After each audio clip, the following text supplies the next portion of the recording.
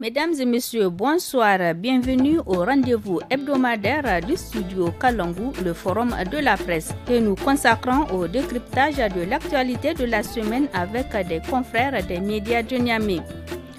Nos programmes sont diffusés via notre réseau de 52 radios partenaires dans tout le Niger ainsi que 7 télévisions partenaires. Cette semaine, les sujets qui ont dominé l'actualité sont le sommet extraordinaire de la communauté économique des États de l'Afrique de l'Ouest, CEDEAO, tenu le jeudi 3 février 2022 à Accra, au Ghana, sur la situation politique au Mali, le Burkina Faso et la Guinée-Conakry. Ces trois pays sont suspendus après des coups d'État militaires. Nous parlerons aussi de la visite d'amitié et de travail de 3 jours du président de la Confédération suisse au Niger, Ignacio Cassis. L'actualité, c'est aussi la commémoration du 32e anniversaire des événements du 9 février 1990 qui ont fait 3 morts par l'Union des scolaires nigériens. Enfin, vous suivrez l'analyse de nos confrères sur la nouvelle réforme de facturation. Il s'agit de la facture certifiée. Pour commenter et analyser tous ces faits, j'ai le plaisir de recevoir dans ce studio Issa Madougou, journaliste indépendant. Bonsoir Issa. Bonsoir Fatih. Maimouna Diado, journaliste indépendante également. Bonsoir Maimouna. Fatih, bonsoir. Et Hassan Boukara, journaliste à la radio alternative. Bonsoir Hassan. Bonsoir Fatih. À la modération, je suis Fatih Zakari.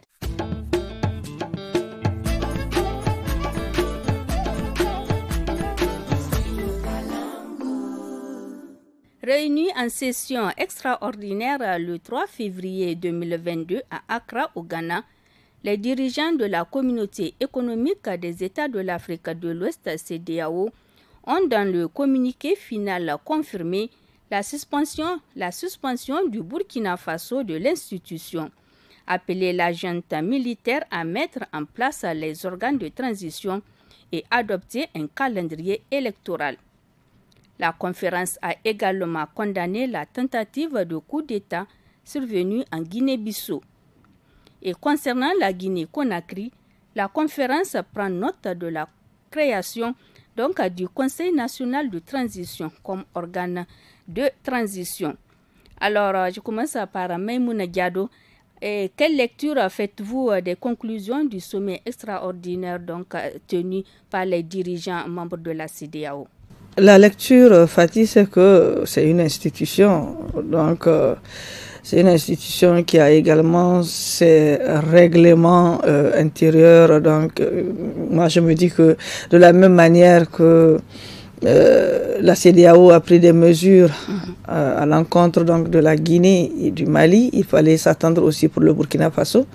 Mais ce que je peux relever ici, oui, c'est que les mêmes sanctions qui ont été appliquées, par exemple, sévèrement au Mali, n'ont quand même pas pu être, en tout cas, adoptées au niveau du Burkina Faso. Parce que le Mali, c'est quand même la frontière, les frontières qui ont été fermées complètement, mettant à plat le Mali économiquement, alors que le Burkina Faso, ils ont tout juste suspendu le Burkina Faso et interpellé à mettre en place les organes de transition rapidement. Et je suis également sûr que les négociations, ils vont envoyer leur émissaire au niveau du Burkina Faso pour trouver en tout cas un compromis autour de la mise en place de cette transition.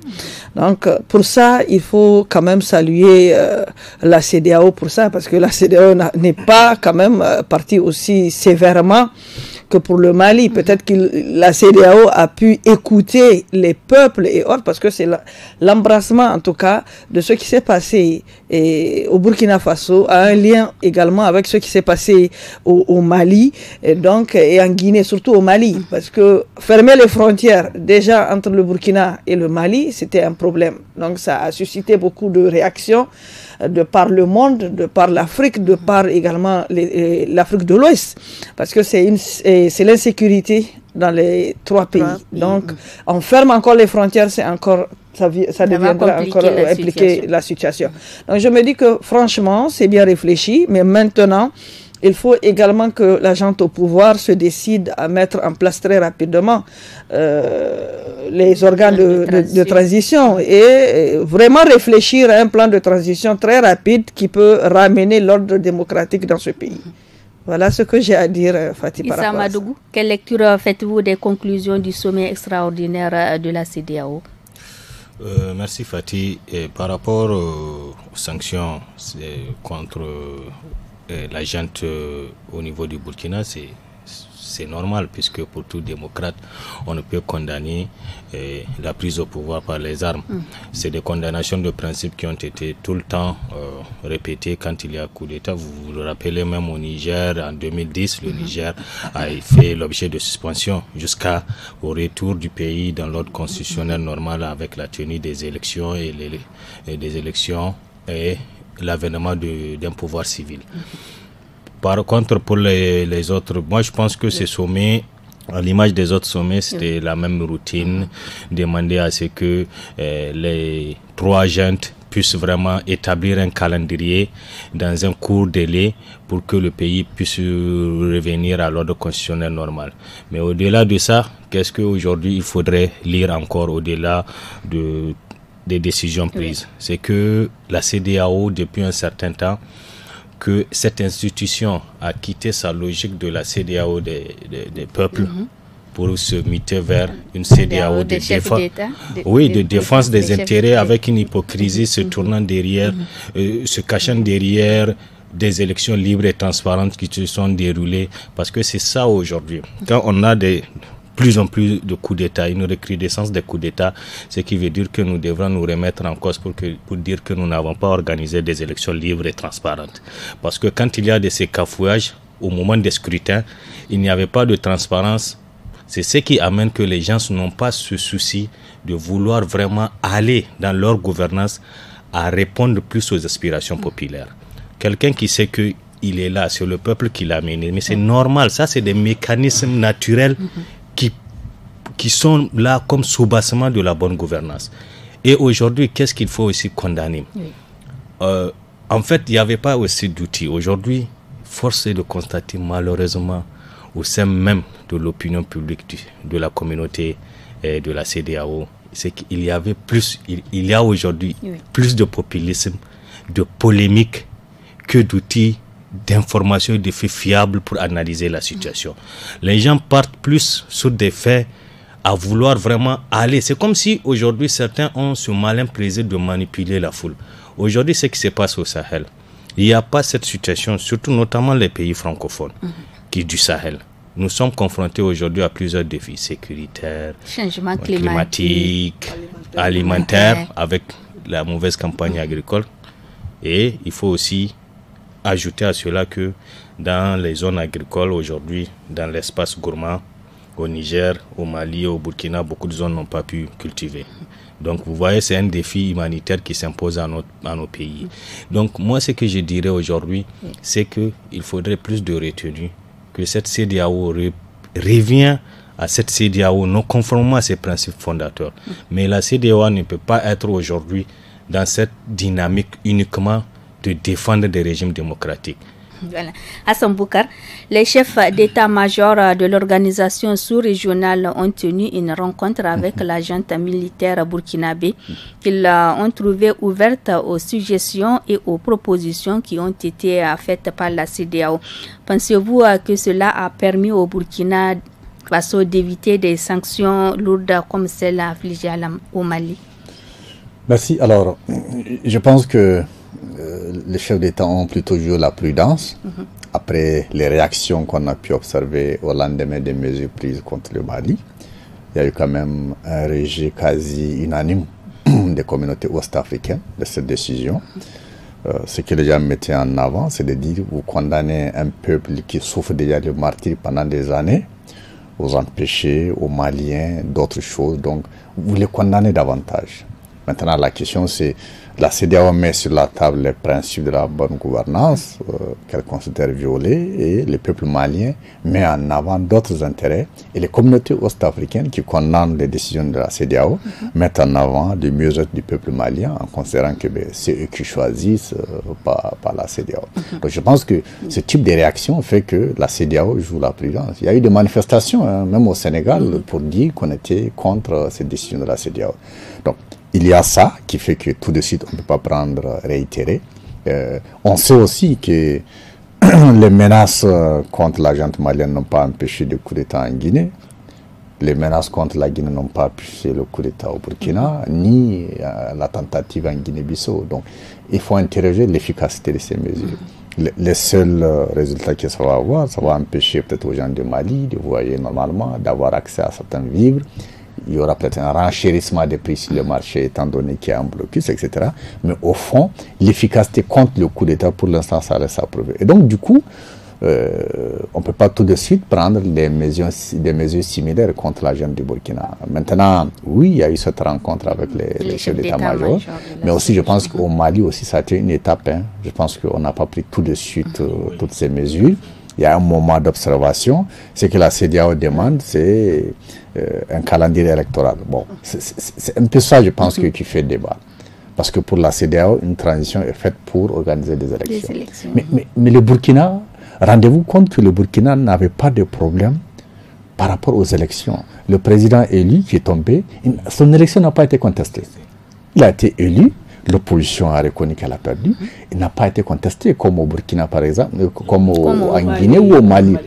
Mais ce que les gens lui reprochent, c'est que pendant qu'il est là au pouvoir, il n'a pas les résultats que les citoyens burkinabés attendent. Le coup d'État est intervenu dans ce contexte-là. Donc, le fait de dire, OK, les militaires ne sont pas faits pour diriger, tout le monde est d'accord avec ça, il s'est rappelé le principe. Maintenant, pourquoi on n'interroge pas qu'un président qui soit élu par ses compatriotes, sans être contesté, il tombe quelques mois plus tard. Donc, ce n'est pas une affaire d'élection. Je trouve un peu ridicule de tout réduire à une élection. C'est vrai, on peut dire, OK, les militaires ne sont pas faits pour gouverner. Mais on voit ceux qui sont faits pour gouverner, on voit la difficulté qu'ils ont. Et c'est peut-être là, je pense que les dirigeants de la CEDEAO le perçoivent. Un point qu'ils ont inscrit dans leur déclaration finale n'a pas échappé aux observateurs, c'est de dire qu'il faut réviser le protocole de bonne gouvernance de la CEDEAO. Pour dire, en sanctionnant, on ne gagne pas tout. Et donc, il faut peut-être agir de façon à ce que les types de gouvernance qu'on promet dans l'espace CEDEAO ne puissent pas donner de prétexte aux putschistes. Et ça, il faut absolument le faire parce que, à force de réduire la démocratie aux élections, vous aurez les élections et vous aurez les coups d'État. Donc, finalement, il faut changer. Et je pense que la question de fond, là, comme l'ont dit mes prédécesseurs, c'est une question de gouvernance. Il faut franchement poser la question de la gouvernance. Sur un tout autre plan, le président de la Confédération suisse, Ignacio Cassis, a effectué une visite de 3 jours au Niger.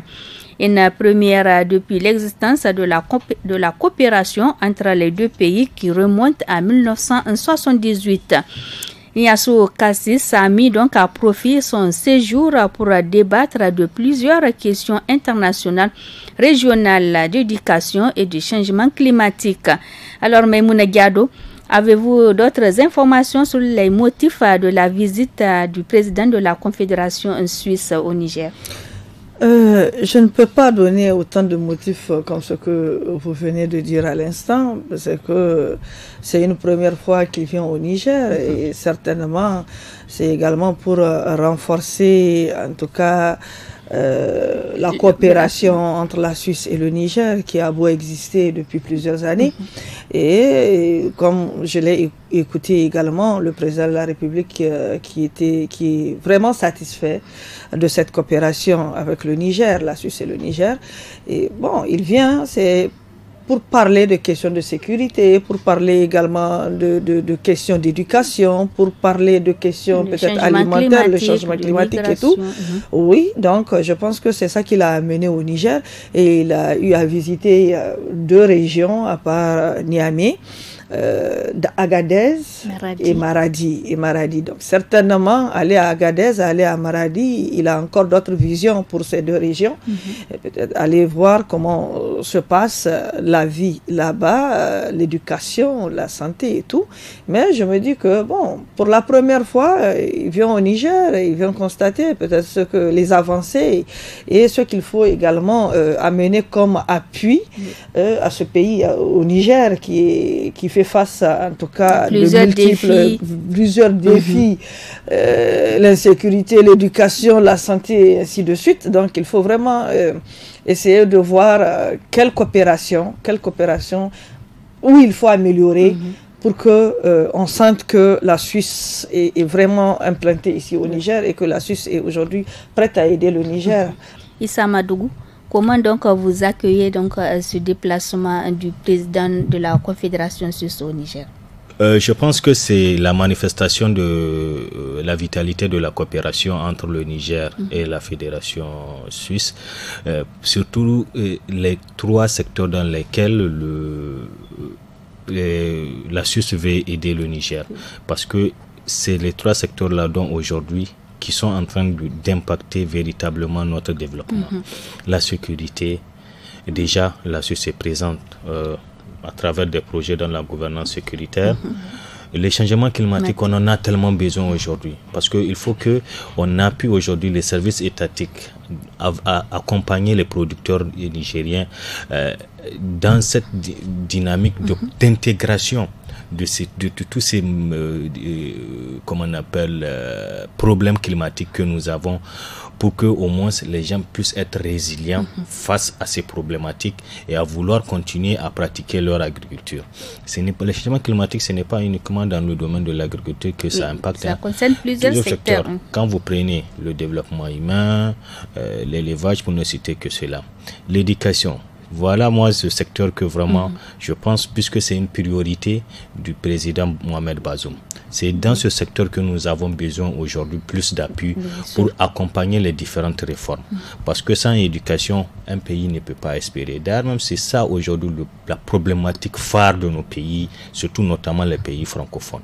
On n'a pas mis en place un système efficace éducatif qui puisse former des citoyens modèles, parce que tant que l'éducation ne marche pas, on ne peut pas. Donc c'est ce secteur-là qu'il devrait interférer, et que comme c'est déjà dans le cahier de charge, l'État nigérien doit profiter de cette opportunité pour pouvoir mettre en œuvre ce programme phare du président afin que l'éducation nigérienne puisse vraiment se hisser au premier plan, qu'on puisse dire qu'au Niger, il y a une éducation de qualité.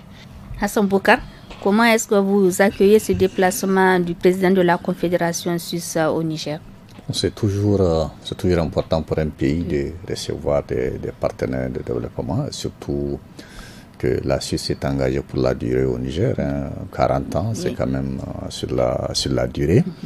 Maintenant, comme Issa l'a dit, il intervient dans des domaines très importants comme l'éducation, comme le secteur agricole. Sur le plan de l'agriculture, par exemple, au-delà de ces deux régions qui ont été visitées, notamment la région de Maradi et d'Agadez, là, dans la région de Dosso, les Suisses se sont engagés aussi autour de Gaïa à accompagner des producteurs agricoles pendant des années. Ils ont fait un travail extrêmement important d'accompagnement des paysans dans cette zone-là. Alors, la question que je me pose, c'est quel est le niveau de résilience aujourd'hui? Quels sont les résultats qu'on a? Lorsqu'un partenaire vous accompagne sur la durée, un des résultats, c'est aussi votre capacité à vous organiser pour plus de résilience. Bon, quel est le niveau de résilience? Qui interroge beaucoup cet aspect-là. Maintenant, l'autre question aussi, je crois qu'il a abordé, c'est la question de la migration. Il est allé visiter le centre de l'OIM et tout ça. Bon. En Europe, c'est le sujet incontournable, le sujet de la migration, surtout lorsqu'ils viennent dans un pays qui est considéré par les Européens comme un des principaux couloirs de passage, un transit des migrants.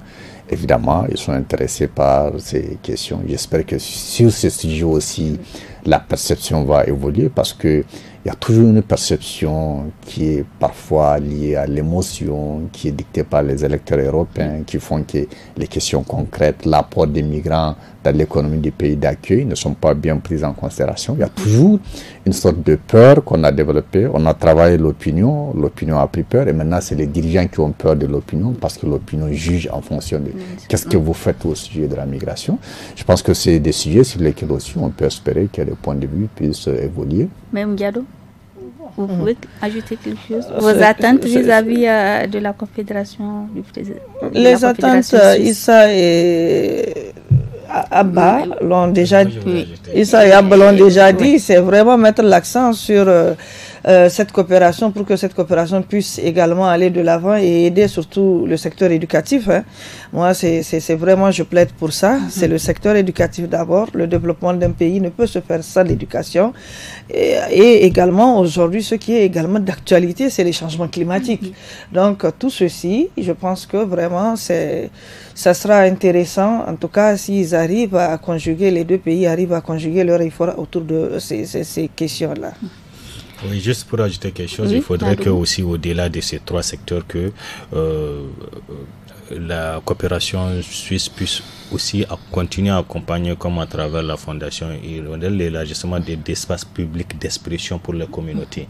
Parce que tant que il n'y a pas assez de liberté d'expression pour une communauté, pour que chacun puisse donner sa voix, donner son point de vue par rapport à ce qui se passe, ça aussi, ça peut être un handicap pour le pays. Donc, continuer d'appuyer ces secteurs-là pour qu'au moins qu'on arrive à avoir des citoyens qui sont responsables, qui sont soucieux de l'avenir et qui ont leur mot à dire par rapport à la marche du pays. Et tout ça, ça passe par des appuis de renforcement de capacité à ce que les gens se retrouvent dans des cadres d'expression pour que chacun puisse vraiment face même à des petits problèmes locaux où on peut trouver des solutions en attendant même que l'État réagisse. Parce que c'est en cela qu'on peut bâtir. Parce que le développement commence à la base.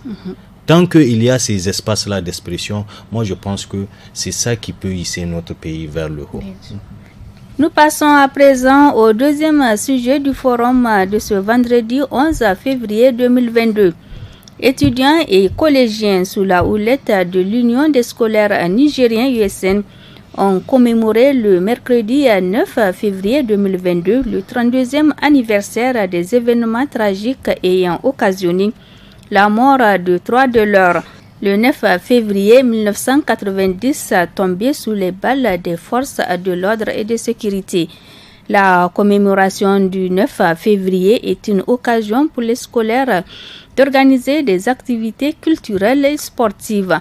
Alors, Hassan Boukara, sur quoi donc doivent-ils mettre l'accent quand on sait que beaucoup de leurs revendications restent toujours en souffrance? Merci beaucoup. Je pense que... Au lieu d'organiser des activités culturelles et sportives. Oui, je pense qu'une des principales revendications, c'est d'abord la justice pour le martyr du 9 février. 30 ans, 32 ans après cette tuerie, il n'y a toujours pas eu de justice. J'ai écouté un peu le discours du secrétaire général de l'Union des étudiants nigériens à l'Université de Niamey qui rappelle que oui, ils se sont battus pendant ces années, il n'y a pas eu de justice, mais ils ne perdent pas l'espoir de voir un jour justice rendue à ces martyrs-là.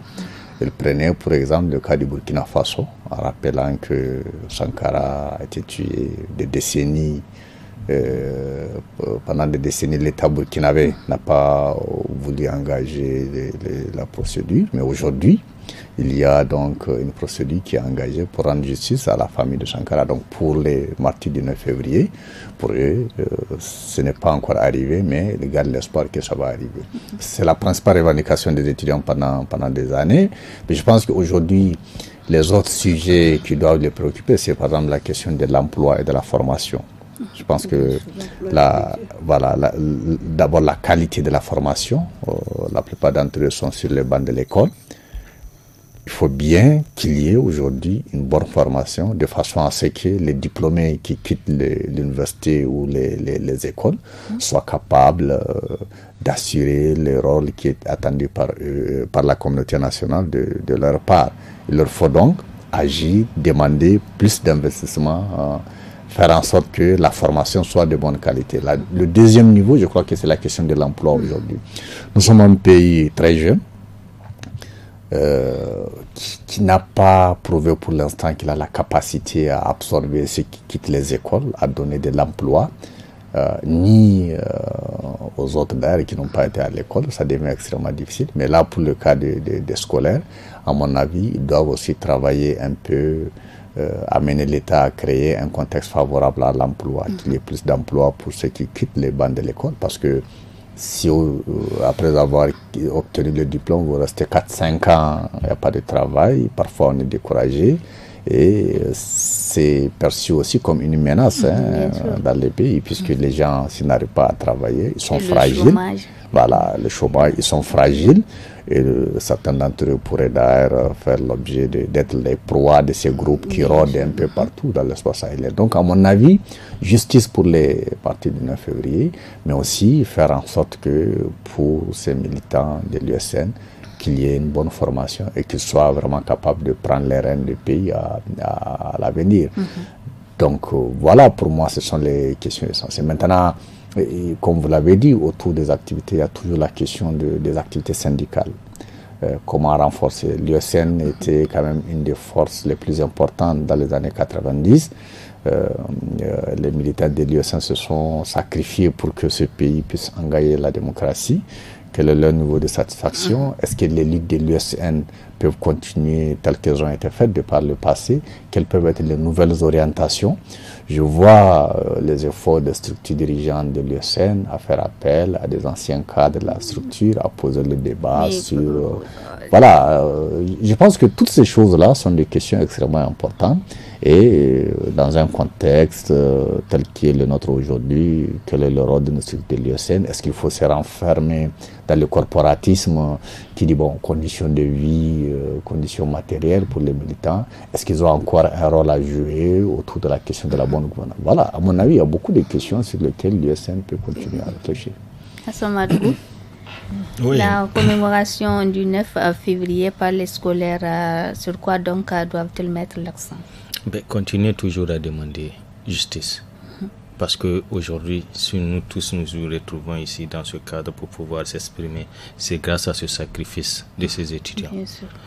Moi, ce que je ne comprends pas, quand on prend la classe politique dans son ensemble, elle a salué depuis qu'il y ait la démocratie. Et de cette démocratie dont elle est en train de jouir, c'est le fruit de sacrifice. Pourquoi aujourd'hui on ne sent pas, depuis la conférence nationale, on n'a pas senti un seul régime qui a manifesté le vouloir de faire justice à ces trois étudiants qui se sont sacrifiés. Aujourd'hui, toute cette liberté dont nous jouissons aujourd'hui, c'est grâce à ces sacrifices. Et moi, c'est cette incompréhension qui me plonge parfois à dire que, mais pourquoi aujourd'hui les Nigériens, nous aimons nous retrouver dans le déni, à vouloir faire une sorte d'hypocrisie en saluant les choses, en démontrant que non, c'est avec amertume que cela s'est passé. Mais une fois sur place, nous ne sommes pas capables aujourd'hui de faire changer les choses. Comptez le nombre de régimes qui se sont succédés depuis la conférence nationale.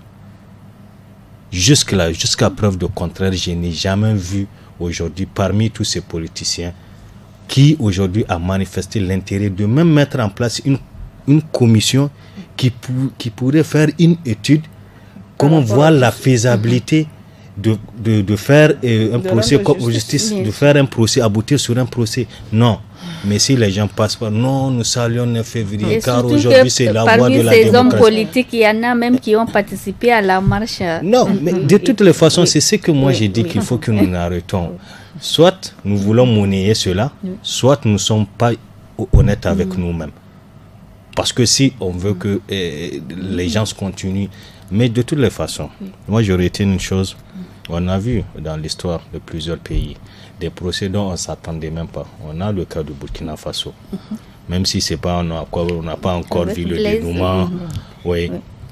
Mais il faut se dire que tôt ou tard un jour il y aura justice. Maintenant, pour finir, j'ajoute qu'aujourd'hui, moi je salue le dynamisme ces derniers temps face à l'actualité du Sahel dont fait preuve l'USN à travers l'organisation des débats avec des anciens cadres. C'est comme si aujourd'hui ils sont en train de participer non seulement à la formation syndicale et à la formation citoyenne.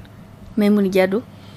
Oui, ce que je pourrais ajouter par rapport à ce que mes deux confrères ont dit, c'est en fait de voir en 32 ans, il y a combien de régimes et où sont passés les vrais acteurs qui étaient au devant donc, de la marche du 9 février 90. Ils ont eu la possibilité d'être devant des ministères qui pouvaient régler, non pas régler, mais quand même ouvrir un dossier par rapport à cette situation. Ils ne l'ont pas fait. Nous avons vu ceux qui ont été porte-parole du gouvernement, ils n'ont rien fait. Donc je me dis que, en fait, il y a de l'hypocrisie. Il y a de l'hypocrisie parce que, en fait, ces acteurs qui devraient faire la lutte pour amener ce pays à comprendre qu'un 9 février 90, il y a eu la tuerie de ces 3 jeunes étudiants à l'époque. Donc, je me dis que ici, on ne fait la lutte que pour soi-même. On ne fait pas la lutte pour ceux qui ont perdu leur vie.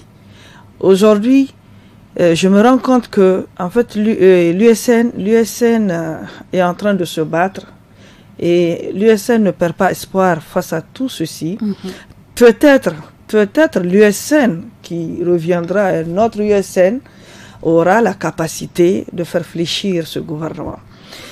Quand on regarde, parce que moi je me dis, quand on fait la comparaison de l'USN d'avant et l'USN d'aujourd'hui, on ne sent pas en fait, je ne sens pas très bien l'USN d'aujourd'hui comparément à l'USN d'avant. Parce que l'USN d'avant c'était vraiment la lutte. C'était vraiment le terrain. C'était vraiment une lutte engagée.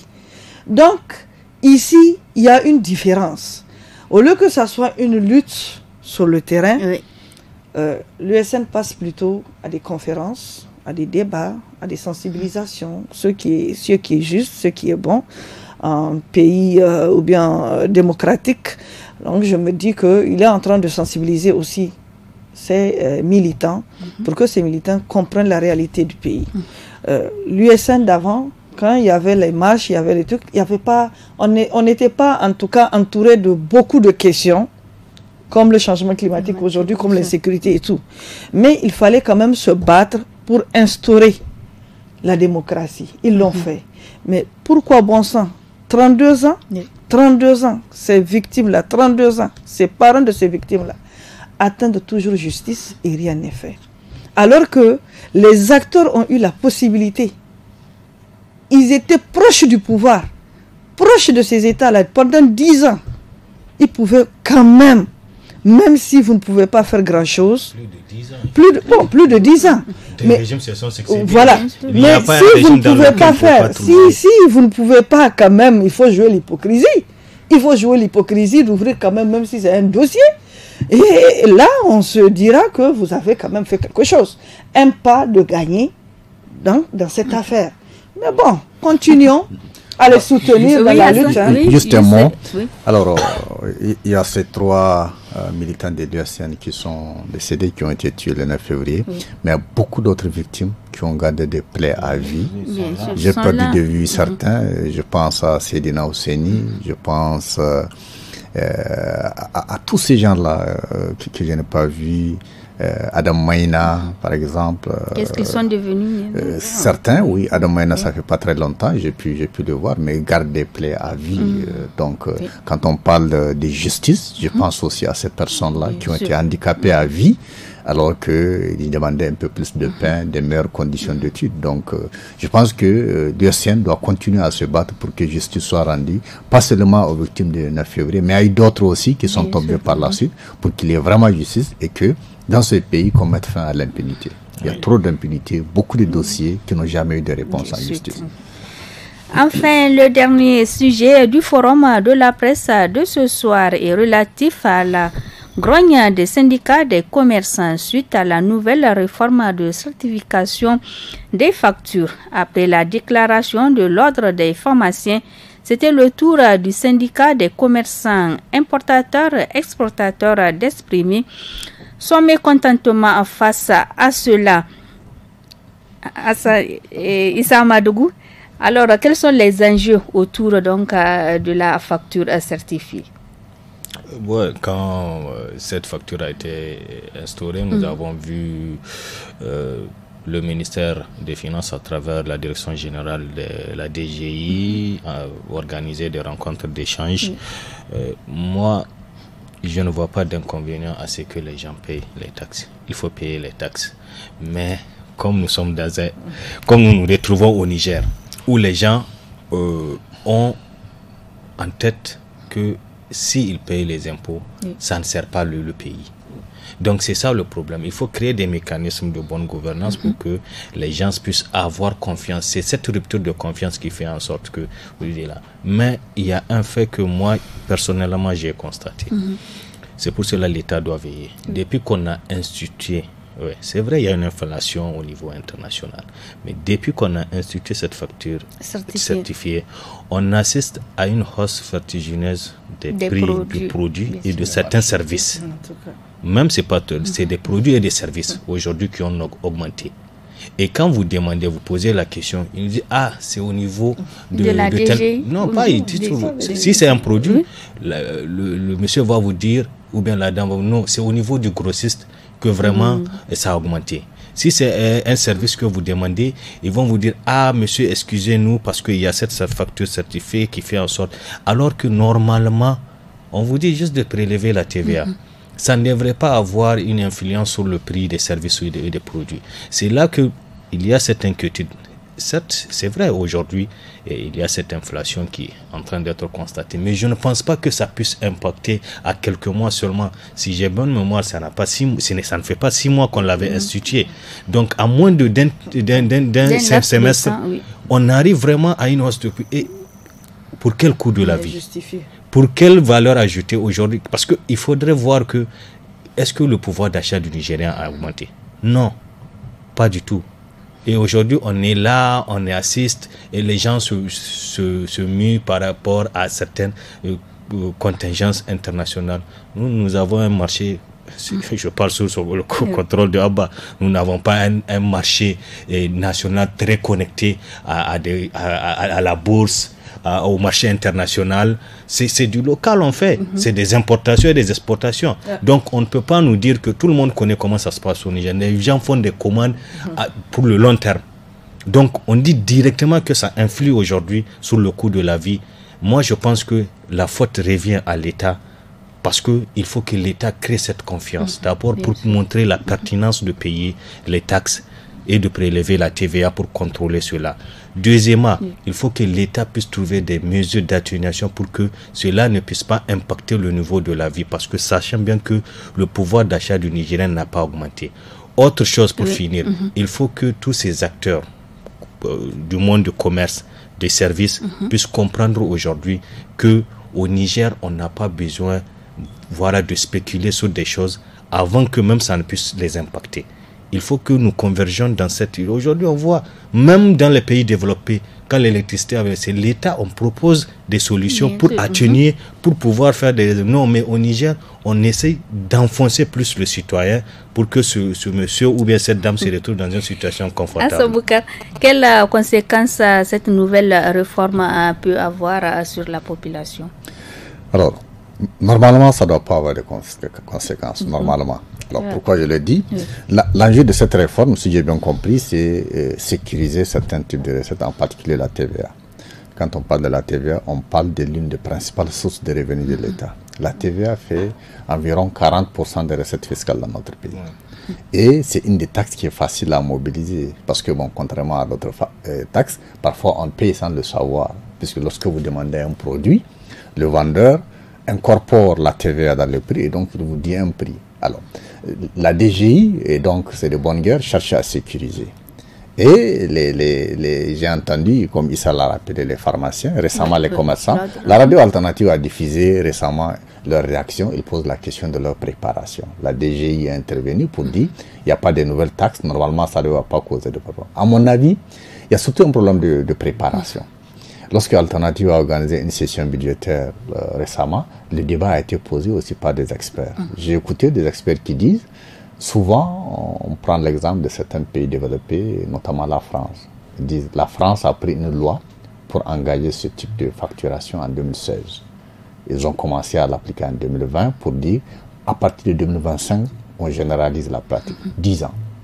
Alors les experts disent, mais si un pays comme la France, techniquement qui est beaucoup mieux préparé que nous, prend 10 ans pour le préparer et le lancer, est-ce que nous, il n'y a pas un peu de précipitation, puisque selon ce que j'ai compris, la loi des finances 2020 a intégré et déjà on est dans l'application. Alors la question c'est, est-ce qu'on a eu le temps de préparer? C'est aussi une culture, certaines choses. Par exemple, vous avez des gens grossistes qui n'ont aucune comptabilité, qui comptent l'argent à la main. Alors, ce que vous leur demandez, vous leur demandez aussi de moderniser la gestion des entreprises. C'est aussi un peu cela qu'on dit.